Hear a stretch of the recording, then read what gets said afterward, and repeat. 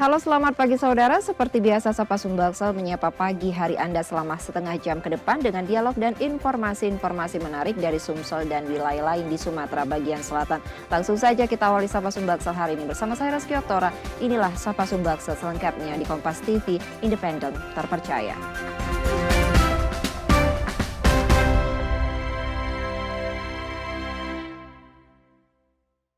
Saudara, pemilu dan pemilihan serentak 2024 sudah di depan mata. Beragam tantangan pun akan mewarnai pesta demokrasi ini. Lalu bagaimana persiapan dan pengawasan pemilu dan pemilihan serentak di tahun 2024 nanti? Kita akan berbincang dengan Hepriyadi, anggota KPU Provinsi Sumatera Selatan, Divisi Hukum dan Pengawasan, serta Yenli Elmano Ferry sebagai Ketua Bawaslu Sumsel. Halo, selamat pagi Pak Hepriyadi. Selamat pagi. Pak Yenli. Sebelumnya terima kasih sudah menyempatkan waktu untuk hadir bersama kami. Kita langsung saja ke topik pembicaraan ini terkait dengan persiapan kita akan menghadapi dua pesta besar nantinya pada tahun 2024. Saya ke Pak Hepriyadi dulu sebagai penyelenggara KPU. Persiapannya sejauh ini bagaimana, Pak? Ya, kalau pemilu 2024 kita sama-sama tahu bahwa sekarang sudah masuk tahapan pendaftaran partai politik. Insya Allah besok tanggal 14 November partai politik yang lolos administrasi akan diumumkan, akan ditetapkan. Sekarang dalam proses tahapan verifikasi administrasi perbaikan. Ada 20 partai politik yang saat ini setelah menyerahkan data administrasi perbaikan. Dan insya Allah nanti akan diumumkan dan akan dilanjutkan ke verifikasi faktual bagi partai politik yang baru dan yang belum memiliki kursi di parlemen. Sementara untuk partai politik yang memiliki kursi di parlemen yang telah lolos parliamentary threshold, ada 9 partai politik. Jika lolos administrasi, mereka akan langsung ditetapkan sebagai peserta pemilu 2024. Baik. Ini yang menarik, Pak, apakah ada partai politik baru dalam puluhan partai yang terdaftar tersebut? Ya, ada 9 partai yang sudah lolos PT, ada di DPR, ada 11 partai baru, termasuk juga partai yang ikut di kompetisi 2019 namun tidak lolos PT.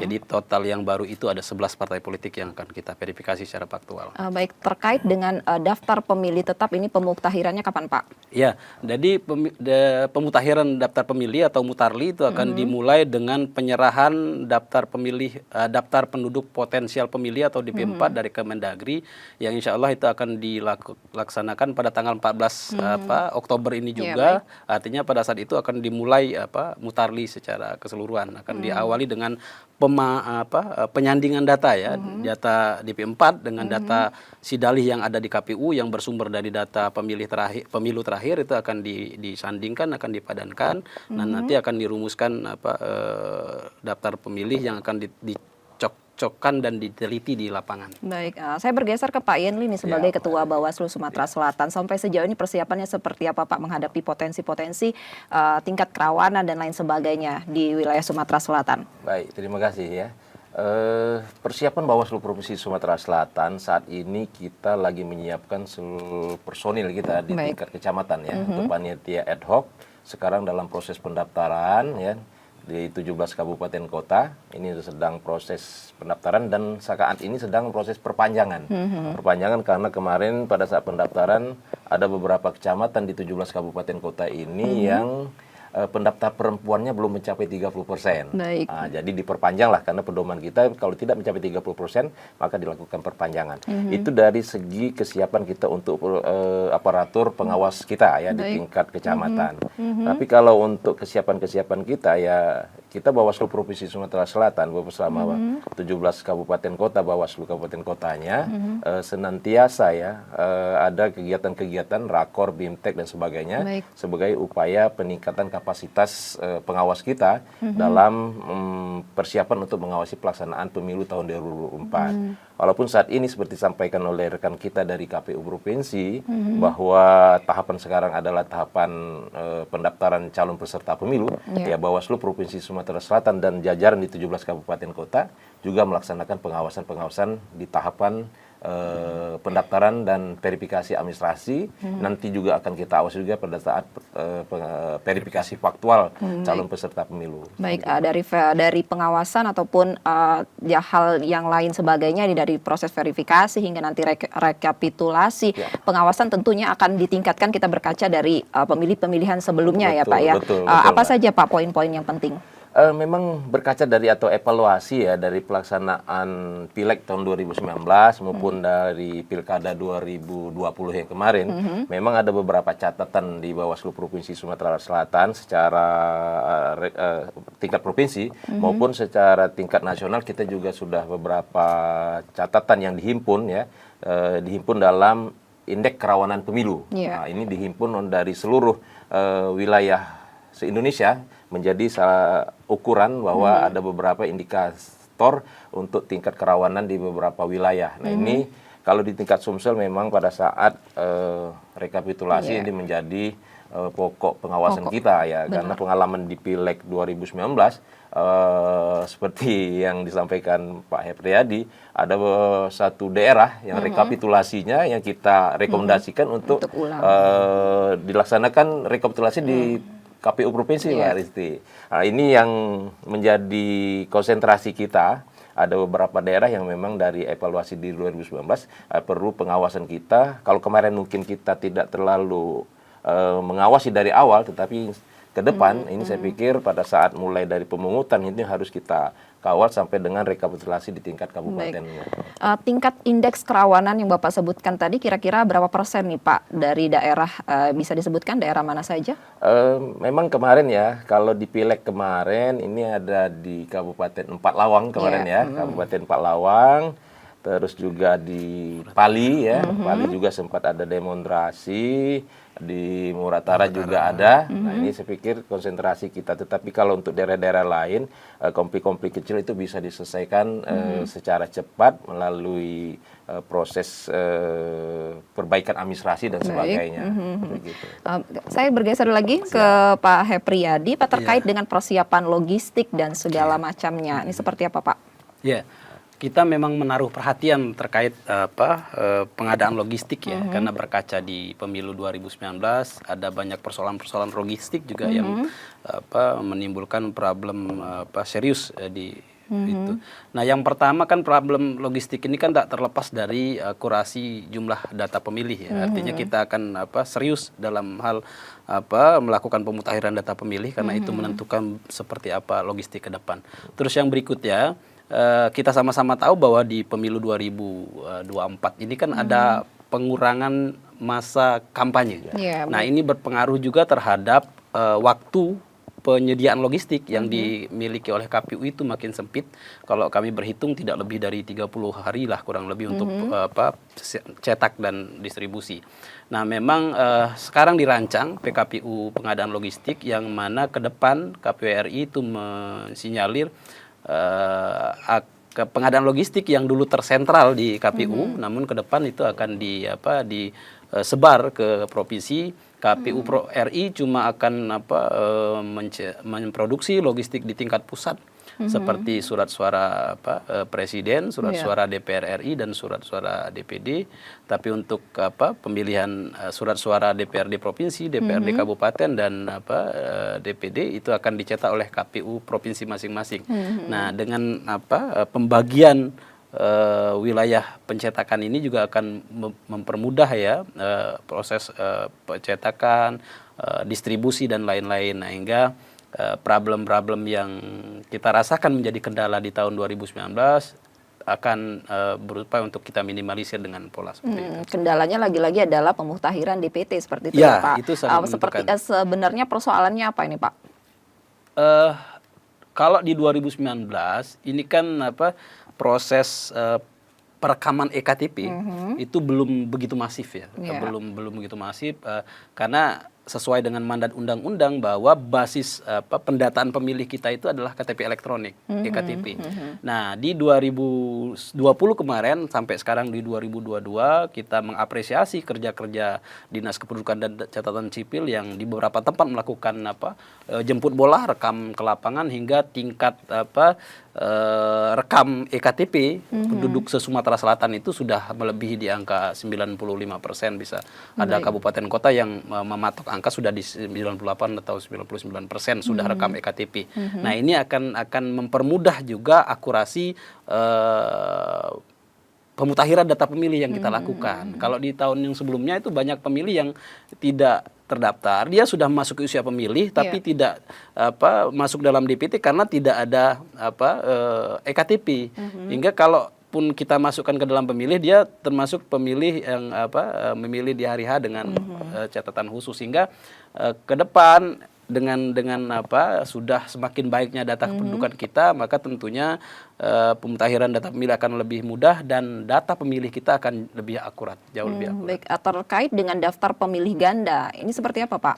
Ya, akhir-akhir ini KPU Provinsi dan KPU RI kita sudah menginstruksikan kepada teman-teman KPU Kabupaten Kota untuk melakukan pencermatan serius terhadap data pemilih yang ada dalam Sidalih, ya kan, yang ternyata setelah ditelusuri dengan Sidalih dan beberapa metode yang kita punya, ternyata itu masih banyak data pemilih yang ganda. Misalnya satu NIK itu ada yang dipakai sampai 900 orang. Nah, terhadap itu KPU telah melakukan pembersihan data-data ganda tersebut. Misalnya kalau ada satu NIK dipakai untuk 5 orang, artinya 4-nya itu kan tidak berhak untuk NIK tersebut. Nah, 4-nya sudah kita hapus dalam sistem Sidalih. Nanti kalau memang ternyata ada betul mereka yang punya NIK, tentu NIK asli itu akan muncul pada saat penyandingan data dengan DP4 dari Kemendagri. Hingga kita sudah melakukan pembersihan total terhadap Sidalih yang ada, hingga data mentah Sidalih yang kita punya itu benar-benar clear. Tinggal kita tunggu data DP4 nanti akan disandingkan, akan muncul data penduduk yang lebih akurat, insya Allah. Baik, saya ke Pak Yenli, Pak, terkait dengan daftar pemilih ganda yang sudah disebutkan tadi oleh Pak Hepriyadi, bahwasannya apakah ada peran atau turut serta dari partai politik terkait dengan hal tersebut, Pak?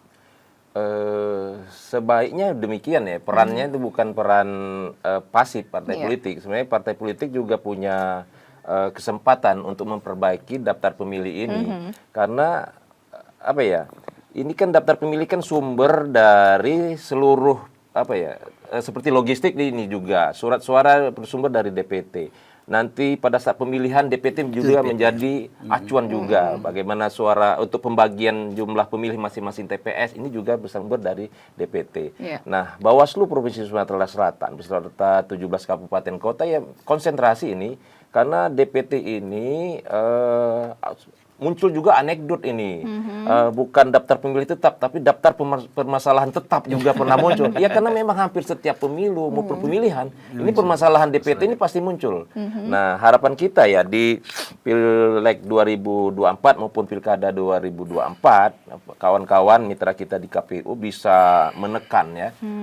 Ada beberapa masyarakat yang belum masuk dalam DPT, ataupun ada yang DPT ganda. Nah, saya pikir ini kolaborasi antara Bawaslu dan KPU dalam hal pengawasan kami untuk akurasi DPT ini sudah mulai sebenarnya. Ini dari sekarang ini ada di KPU itu namanya daftar pemutakhiran daftar pemilih berkelanjutan. Ini per 6 bulan ya, per 6 bulan. Nah, ini rekan-rekan KPU Kabupaten Kota selalu berkoordinasi kepada Bawaslu Kabupaten Kota terkait dengan pemutakhiran yang dilakukan oleh rekan-rekan di KPU. Nah, supaya kalau memang dari hasil pemutakhiran ini sudah bersih, nanti mungkin disandingkan seperti disampaikan Pak Hepriyadi, disandingkan dengan DP4.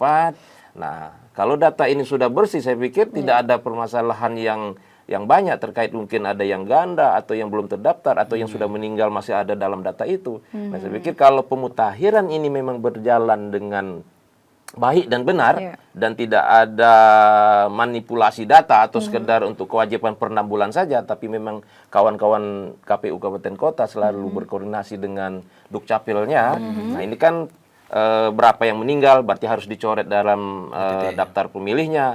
Kalau memang ada yang mungkin TNI Polri yang sudah pensiun, mungkin bisa dimasukkan dalam daftar pemilih. Nah ini saya pikir kolaborasi antara KPU dan Bawaslu di kabupaten kota penting, sehingga nanti DPT kita mendekati kesempurnaan lah, tidak ada ganda maupun yang tidak seharusnya masuk ternyata masih masuk. Baik, tentunya saat ini sudah dipersiapkan, mulai dipersiapkan verifikasi daftar pemilih tetap yang nantinya akan dilakukan pemutahiran. Tentunya juga kita membutuhkan unsur-unsur lain untuk melakukan pengawasan selain dari para penyelenggara KPU dan juga Bawaslu. Usai jeda saudara, kami akan kembali lagi di Sapa Sumbaksel. Tetaplah bersama kami.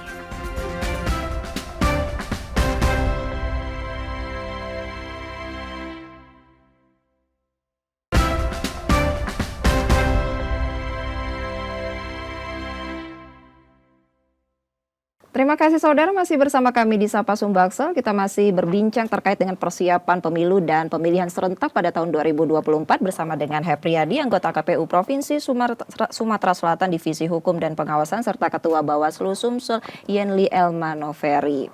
Saya ke Pak lagi ke Pak Yenli nih terkait dengan potensi money politik atau polarisasi. Ini pengawasannya seperti apa, Pak? Money politik ini memang boleh dikatakan racunnya demokrasi. Setiap pemilu maupun pemilihan pasti muncul ya. Terkadang memang di satu sisi pendidikan pemilih ya dilakukan oleh KPU kepada masyarakat maupun kita dari Bawaslu bahwa money politik ini sebenarnya adalah hal yang tidak boleh dilakukan oleh peserta pemilu. Karena masyarakat itu seharusnya memilih itu berdasarkan program, misi dan misinya, visi dan misi dan program dari peserta pemilu itu sendiri. Kalau partai politik mungkin ada programnya, kalau dari calon gubernur atau calon wali kota ada program dan visi misinya. Semestinya masyarakat berangkat dari hal itu. Tetapi memang kita tidak menutup mata dengan adanya money politik di setiap pemilu dan pemilihan. Inilah adalah kewajiban kita bersama, baik masyarakat sebagai pemilih maupun partai politik atau calon gubernur atau calon bupati wali kota. Inilah adalah kewajiban kita bersama untuk menekan atau justru menghilangkan budaya money politik di tengah-tengah masyarakat.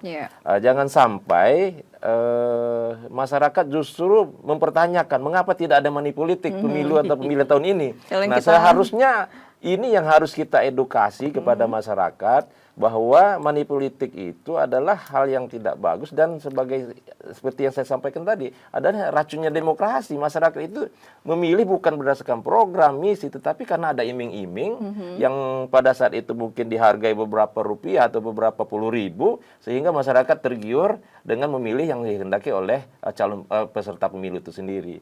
Nah, ini menjadi konsen pengawasan kita juga, pengawasan kita terhadap money politik ini. Dan kalau memang masyarakat menemukan adanya pembagian ataupun rencana yang terkait dengan money politik, silakan masyarakat harus aktif melaporkan kepada Bawaslu Provinsi Sumatera Selatan. Kalaupun memang tidak mau melaporkan, informasikan saja kepada Bawaslu Provinsi, Bawaslu Kabupaten Kota. Nanti juga ada Panwascam, sampaikan bahwa ada dugaan akan bagi-bagi uang misalnya. Nah, kita pasti akan hadir, kita akan datang, dan kalau memang itu terbukti dan ada buktinya pasti akan kita tindak. Baik, untuk di wilayah Sumatera Selatan untuk tingkat kerawanan daripada money politik itu sendiri, Pak, seperti apa? Hampir setiap kabupaten kota ada sebenarnya, hampir setiap kota, baik pada saat pemilu maupun pemilihan ya. Money politik ini kan kalau dikatakan pasar gelap lah ya, tidak terang-terangan kan. Sekarang kan ada istilah serangan subuh, serangan fajar, sekarang ada serangan duha. Jadi kalau duha ini kan lebih siang kan, masyarakat ingin ke TPS saja masih diiming-iming. Nah, saya pikir ini money politik ini memang harus kita hilangkan dari budaya peserta pemilu maupun budaya masyarakat dalam menentukan hak pilihnya. Baik, Pak Hepriyadi tadi yang seperti disebutkan sama Pak Yenli bahwasannya money politik adalah racun demokrasi seperti itu. Adakah edukasi sampai sejauh ini yang dilakukan oleh KPU sebagai penyelenggara daripada pemilu? Ya, di tahun ini ya, di tahun 2020 malah kita melakukan 3 program utama. Yang pertama itu Desa Peduli Pemilu Pemilihan. Desa Peduli Pemilu Pemilihan ini kita laksanakan berbasis desa dengan kelompok masyarakat terpilih, kita mewakili berbagai segmen. Di situ salah satu poin yang kita titik beratkan adalah desa anti money politik. Jadi diberikan kesadaran mereka untuk menolak money politik. Itu yang pertama. Selain itu juga sekarang kita melakukan kelas demokrasi di 17 kabupaten kota di Provinsi Sumatera Selatan. Lagi-lagi sasaran paling utama yang kita pengen sampaikan kepada masyarakat adalah bagaimana menolak politik uang dan tidak terjebak pada hoak dan isu sara di sekolah demokratis. Terus KPU juga ada rumah pintar pemilu yang setiap saat kita mengundang semua pihak, kalangan mahasiswa, pemilih pemula, adik-adik pelajar yang akan memilih di 2024. Itu kita edukasi tentang seperti apa esensi pemilu, pentingnya pemilu, dan dampak politik uang terhadap proses pemilu. Nah, memang politik uang ini kan seperti yang disampaikan Pak Yenli, ini adalah black market ya, yang kita tidak tahu wujudnya, kita tidak tahu kapan terjadinya, tapi aromanya itu sampai ke mana-mana. Nah, ini memang menjadi tanggung jawab kita semua. Secara hukum ini pengaturan sudah jelas. Dia pidana pemilu, dihukum pidana, bahkan bisa membatalkan calon terpilih. Hanya memang untuk ini butuh kesadaran semua pihak, terutama masyarakat, untuk tidak segan-segan melaporkan kalau terjadi. Bahkan Bawaslu sepanjang yang saya tahu itu sudah membuka pengaduan berbasis online untuk mempermudah masyarakat agar bisa melaporkan kasus-kasus money politik. Nah, ke depan harus ada kesadaran dan kemauan semua pihak, termasuk juga peserta pemilu. Artinya jangan sampai ada penawaran. Kalau ada penawaran ya tentunya berlaku hukum permintaan dan penawaran kan seperti itu. Pak Hefriyadi tidak menutup kemungkinan adanya money politik ini adalah kurangnya partisipasi atau ketidakpercayaan masyarakat untuk memilih gitu, seperti itu.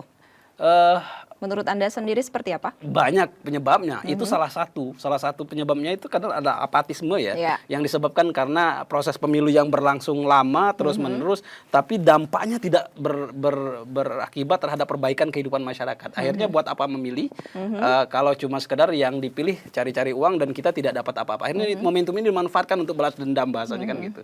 Itu salah satu ya. Salah satu seperti itu. Banyak lagi faktor-faktor lain sebenarnya, Mbak, yang menyebabkan money politik, termasuk juga di dalamnya adalah kecerdasan pemilih ya, karena pemilih kita itu tidak melihat program kerja, tidak melihat lebih kepada emosional, lebih kepada sektarian, hingga peluang-peluang money politik itu tidak tertutup. Karena kalau pemilih itu rasional, misalnya di perkotaan dan kaum terdidik, mereka akan lebih kuat terhadap godaan money politik. Baik, sebelum saya bahas terkait dengan kisru penetapan hasil perolehan suara pada Bawaslu, saya ingin bertanya dulu Pak terkait dengan adakah informasi untuk masyarakat terkait dengan DPT atau pemutahirannya seperti apa, Pak? Iya, terima kasih. Jadi Mbak Mutarli ini kan nanti akan dimulai dengan penyerahan DP4 dari Kemendagri kepada KPU. Itu akan disandingkan dengan data pemilu terakhir dan itu akan diturunkan ke kabupaten kota, terus akan dilakukan penyocokan dan penelitian oleh tim di kabupaten kota dan petugas pendaftaran pemilih. Nah, sebenarnya mulai dari situ masyarakat sudah bisa berpartisipasi sebenarnya, ambil bagian. Untuk pertama ada aplikasi yang sudah disiapkan berbasis Android, adalah aplikasi Lindungi Hakmu. Nah, di situ ada fitur yang bisa diakses oleh semua orang untuk melihat apakah yang bersangkutan terdaftar dalam DPT atau belum.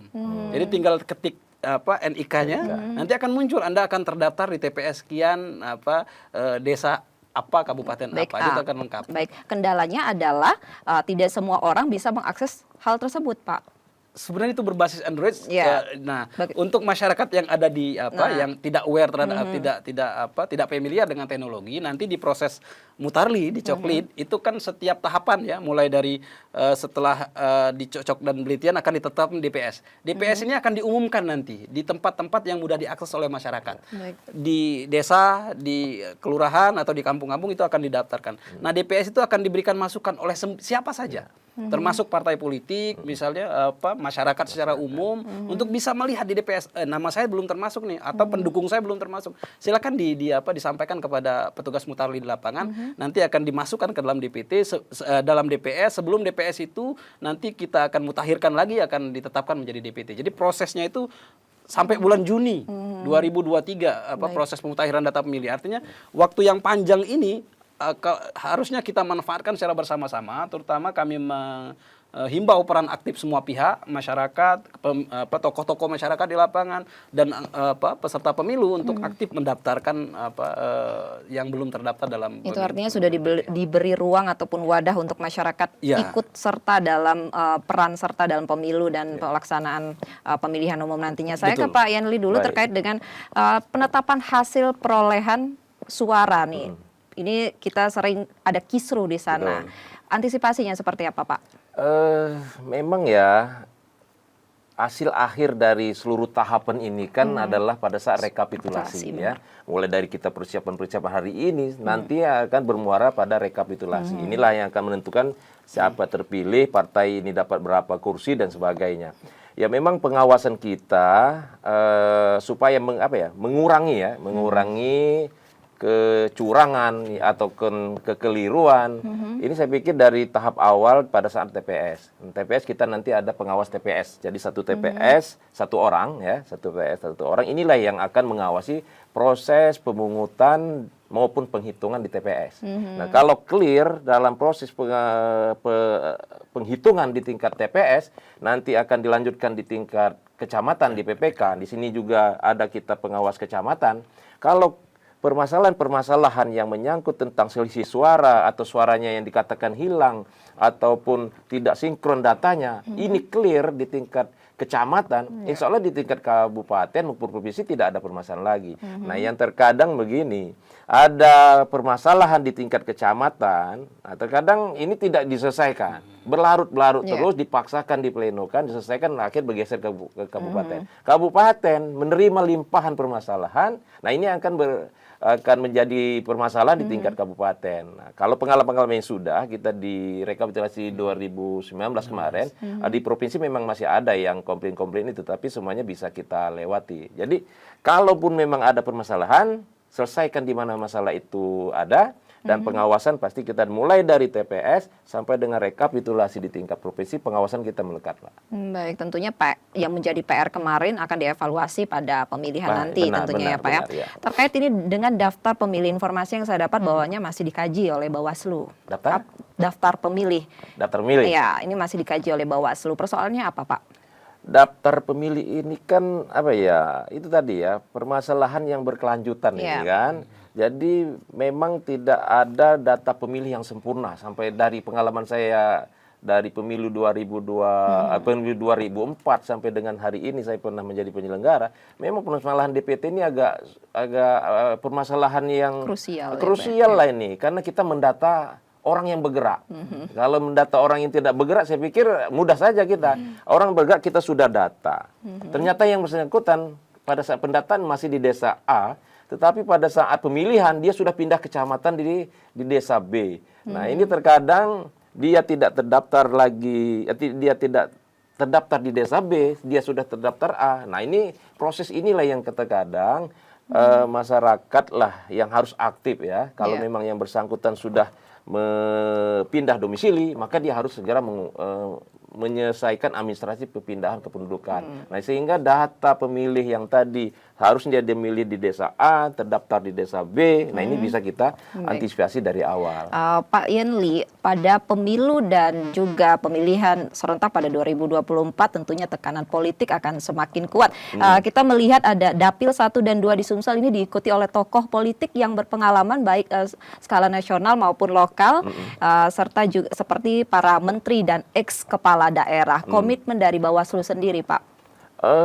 Kita ini kan memperlakukan peserta pemilu itu secara adil ya. Adil ini bukan kita berpihak juga bukan karena kita harus menjaga jarak. Saya sepakat dengan apa ini menjadikan jargon di KPU bahwa independen itu bukan kita bebas atau jauh dari peserta pemilu, tetapi memperlakukan mereka secara adil. Kalau partai A kita layani secara maksimal, partai B harus kita layani secara maksimal. Nah, saya pikir kita tidak ada memandang ini partai baru, partai lama, atau calon inilah tokoh Sumsel atau orang baru. Saya pikir perlakuan kita harus sama, pengawasan kita juga harus sama. Kalau masalah tekanan, saya pikir itulah resiko pekerjaan kita, resiko dari sebagai penyelenggara pemilu. Baik, terakhir ke Pak Hepriyadin terkait dengan peta persaingan partai politik yang sudah mendaftar. Seperti apa prediksinya, Pak? Kalau prediksi kita nggak boleh ya. Tapi saya pikir semua peserta pemilu yang disampaikan Pak Yenli, kita akan perlakukan secara adil dan sama, karena itu salah satu prinsip penyelenggaraan pemilu dan merupakan azas ya penyelenggara pemilu. Nah, kita akan memposisikan sebagai penyelenggara pemilu yang baik, pelayan terhadap semua peserta pemilu, pelayan terhadap pemilih. Soal sumber dan latar belakang itu tidak menjadi bukan persoalan buat kami. Yang penting aturan yang sudah ditentukan oleh peraturan perundang-undangan, siapapun dia itu harus taat terhadap itu. Baik, tentunya yang menjadi PR dalam penyelenggaraan yang kemarin ini akan dilakukan evaluasi dan juga pengawasannya juga mungkin akan ditingkatkan seperti itu. Terima kasih Pak Hepriyadi dan juga Pak Yedli sudah hadir bersama kami di Sapa Sumbaksel. Saudara, usai jeda kami akan kembali dengan informasi lainnya. Tetaplah bersama kami di Sapa Sumbaksel.